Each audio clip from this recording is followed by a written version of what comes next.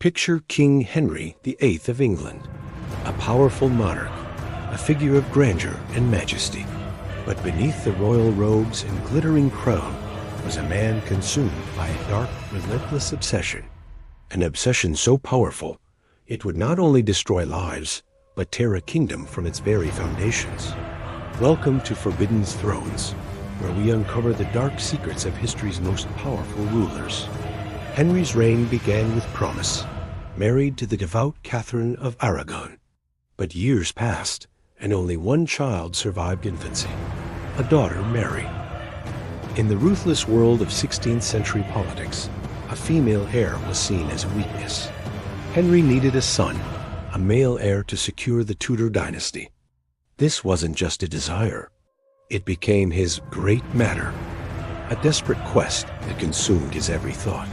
When the Pope refused to annul his marriage to Catherine, Henry took a step that would change the course of history forever. He broke away from the Catholic Church, declaring himself the supreme head of the Church of England, all for the chance at a son. Enter Anne Boleyn. She was captivating, intelligent, and refused to be just another royal mistress. Henry's desire for a son morphed into an all-consuming obsession with her. He pursued her for years, writing passionate letters and promising her the world. He cast aside his loyal wife of over 2 decades, defied the most powerful religious authority on earth, and risked civil war, all to make Anne his queen. He was certain she would give him the son he craved.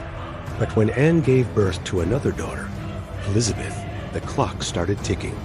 Henry's infatuation curdled into frustration, then suspicion.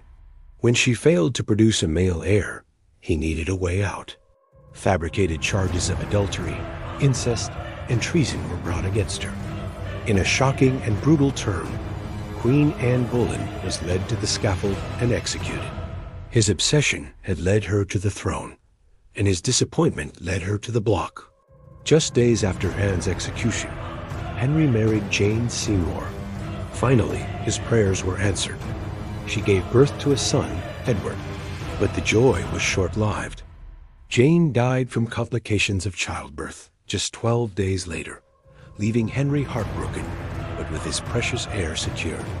His quest, however, was far from over. His 4th marriage to Anne of Cleves was a political disaster, ending in a swift annulment after he famously declared her unattractive. Next came the young and vibrant Catherine Howard, but her past and her alleged infidelity enraged the aging king. Like her cousin Anne Boleyn, she too met her end on the executioner's block. It was his 6th and final wife, the twice-widowed Catherine Parr, who managed the incredible feat of outliving him, acting more as a companion and nurse to the ailing, tyrannical king. Henry's obsession left a trail of devastation. The break with Rome plunged England into generations of religious turmoil. He dissolved the monasteries, seizing their immense wealth to fund his extravagant lifestyle and wars, destroying centuries of culture and learning in the process. He ruled through fear, executing tens of thousands during his reign, including close friends and advisors who dared to cross him. He got his son, but the cost was immeasurable.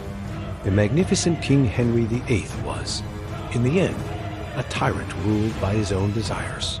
A man who reshaped a nation not for God or for country, but for the desperate, selfish need for a male heir. His legacy is not one of glory, but of blood, betrayal, and a throne built on obsession. Thanks for joining us on Forbidden Thrones.